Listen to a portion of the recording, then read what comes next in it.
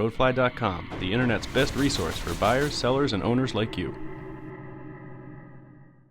Hi, I'm Ross Rappaport. Welcome to the latest edition of Roadfly TV. I guess it's no secret that I'm a huge fan of Honda and Acura products. In fact, that's all I've ever owned, aside from a brief and ill-considered dalliance with a '95 Taurus SHO. My first car was a Civic, second was an Integra Type R, now I drive a Civic Si sedan, and my wife has an Accord V6 coupe. I've even been called by our own publisher, Charlie Romero, a Honda fanboy. So I'm going to try and keep it as objective as possible in my review of the all-new 2011 TSX Sport Wagon. This is simply a wagon version of Acura's already popular second-generation TSX. So let's check out the wagon portion first. Our test car has the Tech Package, a $3,500 option, which includes this handy power tailgate. So naturally, we've got a cargo cover back here, as well as a really handy storage compartment between the floor and the spare tire well. There's some smaller storage off to the side, as well as a bunch of tie-downs. As far as storage space goes, with the rear seats up, there's 26 cubic feet. That's only 2 inches less than Acura's own compact SUV, the RDX. With the rear seats down, that number jumps to 60.5 inches, which is exactly matching the RDX and flat out blows away competing wagons from Audi, BMW, Cadillac, and Volvo. So that number alone puts this car right on my radar. I'm currently in the market for a vehicle that will accommodate myself, my wife, my fairly large dog, and any more 2- or 4-legged additions down the road. Acura's MDX and RDX SUVs are great vehicles in their own right, but neither of them can manage more than 23 miles per gallon on the highway. This car does it a lot better, at 22 in the city and 30 on the highway. And that's because there's only one engine choice. The Sport Wagon exclusively uses the sedan's base motor, a 2.4-liter inline 4-cylinder, making 201 horsepower at 7,000 RPM and 170 pound-feet of torque at 4,300 RPM. The Sport Wagon is also only offered with one transmission, the normal TSX's 5-speed automatic. And that brings me to my only gripe with this car, is that Acura has a lot of really sophisticated performance hardware, but none of it trickled down to this car for some reason. For example, the TSX sedan is offered with a V6, which gets it to 60 miles an hour in the high 5-second range. And since there's only a 2 mile per gallon reduction when compared with this car's 4-cylinder, I think it would have been appropriate to at least offer it. As is, this car's acceleration is adequate but not inspiring. So I'm not going to risk my driver's license for your viewing pleasure like I normally do, and I'm pretty sure my cameraman's happy about that.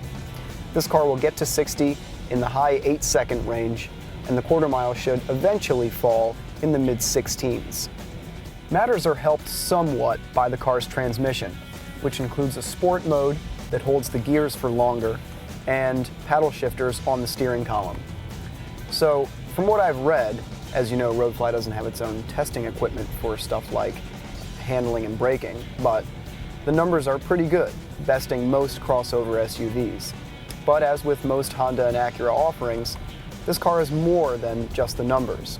It's wonderfully communicative and so well balanced and easy to just push it and toss it around at higher speeds.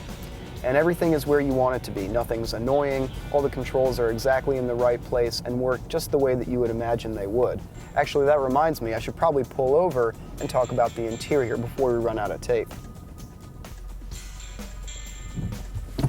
Fans of the TSX will feel right at home. Actually, any Honda or Acura owner should be able to get situated in here within a matter of minutes while wearing a blindfold. It's very comfortable and ergonomic, and as per the Acura standard, there are tons of little cubby holes everywhere. There's also a cool sliding armrest atop a climate-controlled center console, which is also where I've got my iPod connected to the car's award-winning ELS 460-watt stereo system, which is universally acknowledged as one of the best OEM car systems ever made. And that's controlled through the car's nav interface, which, again, is renowned as being one of the best the industry has ever seen. So the nav system probably deserves its own video, but the short version is nobody does OEM navigation systems like Acura. In terms of the cars I've tested, only Infiniti comes close. The tech package may be pricey, but I think it's worth it, because it really simplifies the driving experience rather than complicating it. There's real-time traffic updates with a rerouting function, real-time weather, Zagat ratings, and an option to control your song selection by voice. There's also a rear view camera, which is starting to make this tech package sound like kind of a bargain. And that really describes this car in a nutshell. It seems pricey at first, with an as-tested MSRP of $34,610, not including destination charges. But not pricey once you start comparing it to wagons from Audi and BMW, whose base models start at $36,000 and $37,000 respectively, and are nowhere near as well equipped as this. So I think it makes an excellent, sensible alternative to those cars, as well as to SUVs of all types, unless you really must have the added ground clearance and all-wheel drive.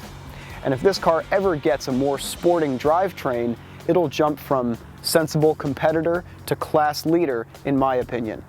I'm Ross Rappaport. Thanks for watching this episode of Roadfly TV. Please join our community by subscribing to our YouTube channel, leave us some comments, and find me on Facebook. I'd love to hear from you.